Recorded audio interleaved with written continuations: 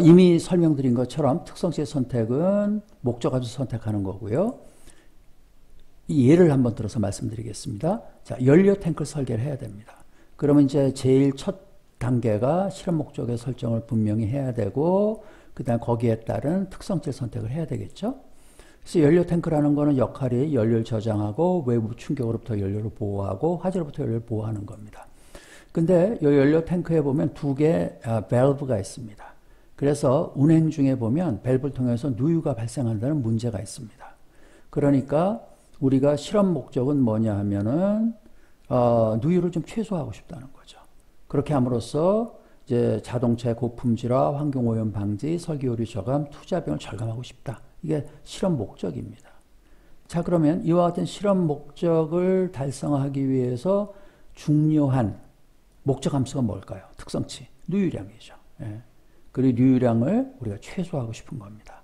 이런 식으로 우리가 특성치를 선택을 하는 거죠. 네. 자, 그 다음에 우리가 동시에 인자 및 수준을 선택해야 되죠.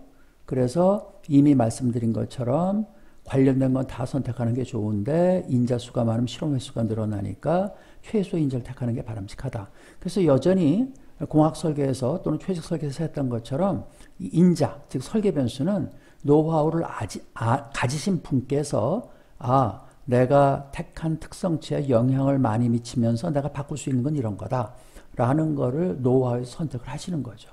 예.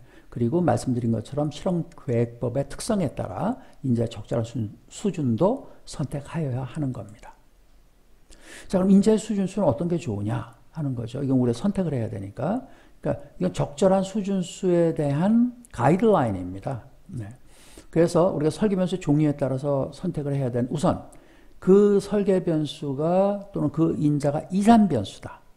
그러면 이상값을 가질 수 있는 것을 이상값 목록이라고 얘기하죠. 예, 그 중에서 골라야 되는 거, 디스크 세트를 모두 수준으로 선택하는 게 타당하다는 거죠. 즉, 내가 선택할 수 있는 이상값 목록의 수가 5개야. 그럼 5수준으로 하는 게 적당하다는, 가장 좋다는 거죠. 예.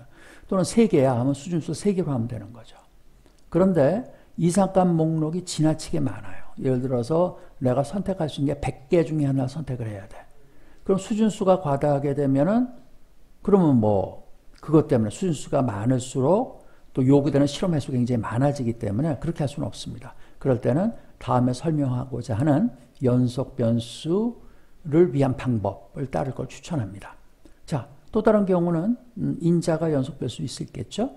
그럼 이건 응답의 경향을 내가 안다면 응답의 경향에 따라 수준수 선택할 수 있는 거죠. 예를 들어서 그 특성치는 선형이라는 걸 내가 노하우로 또 기존의 경험을 통해서 알아요. 그러면 선형을 표현하려면 우리가 고인자의 경우에는 고인자에 대해서 선형이라는 거니까 이 수준만 택하면 됩니다. 여러분 2개 함수값만 있으면 선형으로 성능지수를 표현할 수 있잖아요. 선형은 아니고 2차식 정도다. 2차식. 그러면 함수값이 3개 있으면 2차식 만들 수 있죠. 그러니까 이때는 인자를 3수준 이상으로 해야 된다는 거고요. 실제로는 2차식보다 더 비선형성이 강하다. 이런 경우가 대부분이겠죠. 그때는 4수준 이상을 하거나 4수준 이상을 해야 된다는 거죠. 근데 나는 응답의 경향을 모른다. 이런 경우가 많죠. 신제품을 개발하는 경우라든지 그렇게 모릅니다. 특성치를 모른다. 또는 설계 요구사항에 따른 성능 지수를 모른다. 그럴 때는 우리가 가능한 높은 수준을 할 수밖에 없죠. 그러나 최소 공학 문제에서는 2차식 이상으로는 표현이 돼야 되기 때문에 최소 3수준 이상을 하시라라고 가이드라인을 드립니다.